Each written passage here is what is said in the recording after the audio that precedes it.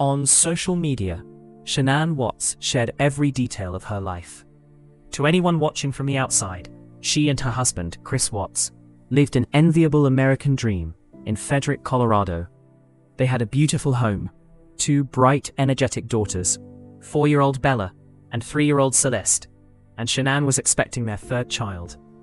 In the early morning hours of August 13, 2018, Shanann returned home from a business trip to Arizona. Her friend, Nicole Atkinson, dropped her off at 1:48 in the morning. It was the last time anyone ever saw Shanann alive. Just hours later, Nicole became concerned.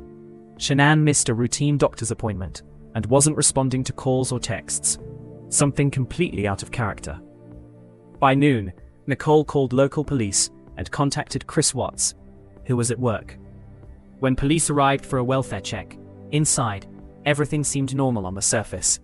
But Shanann, Bella, and Celeste were nowhere to be found. By August 14, news of the disappearance had made national headlines. Chris Watts stood on his front porch, speaking to reporters, making a public plea for his family's safe return. To the public, his plea seemed desperate. But to seasoned investigators, his body language raised immediate red flags. He appeared unnaturally calm, fidgeted, smiled at inappropriate moments, and spoke about his missing family in the past tense. Behind the scenes, the investigation was moving rapidly. The FBI and the Colorado Bureau of Investigation, known as the CBI, joined local police. A key piece of evidence came from a neighbor, Nate Tranastich. Nate had a security camera pointed toward the Watts driveway. The footage showed Chris backing his work truck up to the garage at 5:27 a.m. on the morning of the disappearance. He loaded several items into the cab and bed of the truck before driving away. Notably, Shanann's car never left the garage, and no one else was seen leaving the house on foot. As investigators probed deeper into the couple's personal and financial records, the image of a perfect marriage began to shatter. The family was facing severe financial strain, having filed for bankruptcy in 2015. But more significantly, police uncovered a secret life Chris had been hiding. Chris was having an affair with a co-worker from Anadarko Petroleum named Nicole Kessinger. Phone records revealed the affair had been ongoing for several weeks. Chris was convincing her that he was separated from his wife and preparing for a divorce. Simultaneously, text messages between Shanann and her friends revealed growing strain in the marriage. During a 6-week visit to North Carolina over the summer, Shanann noted that Chris had grown distant, cold, and emotionally withdrawn, avoiding physical affection and refusing to work on the relationship. On August 15, 2018, just 2 days after the disappearance, Chris Watts agreed to undergo a polygraph examination, administered by CBI agent Tammy Lee. Chris failed the lie detector test miserably, scoring a -18. Anything below -4 indicates deception. Faced with the results, investigators changed their tactics, offering Chris a way out by asking if Shanann had done something to the girls, causing him to snap.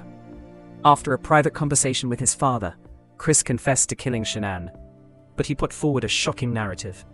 He claimed that after he requested a separation, he saw Shanann strangling Celeste on the baby monitor while Bella lay lifeless on her bed, and that he strangled Shanann in a fit of rage. Despite his attempt to shift blame, Chris provided the crucial information police needed, a location of the bodies. He directed investigators to Survey 319, an isolated oil battery site owned by his employer, Anadarko Petroleum. On August 16, search teams recovered the bodies. Shanann's body was found buried in a shallow grave near the oil tanks. The bodies of 4-year-old Bella and 3-year-old Celeste were recovered from inside 2 separate oil storage tanks filled with crude oil. Autopsy reports quickly disproved Chris's initial story. Shanann died of manual strangulation. Both Bella and Celeste died of asphyxiation by smothering. Bella had injuries to her mouth and frenulum, indicating she had fought for her life. There was no evidence that Shanann had harmed her daughters. In November 2018, to avoid the death penalty, Chris Watts pleaded guilty to 9 criminal counts: 5 counts of first-degree murder, 1 count of unlawful termination of a pregnancy, and 3 counts of tampering with a deceased human body. On November 19, 2018, Chris Watts was sentenced to 5 consecutive life sentences, without the possibility of parole. In a subsequent prison interview in February 2019, Chris finally admitted the full truth. He had strangled Shanann in their bed after an argument, smothered both of his young daughters, and transported their bodies to the oil site. The murder of Shanann Watts and her children remains one of the most tragic cases in recent American crime history. A chilling reminder of how easily a facade of domestic perfection can conceal unthinkable cruelty.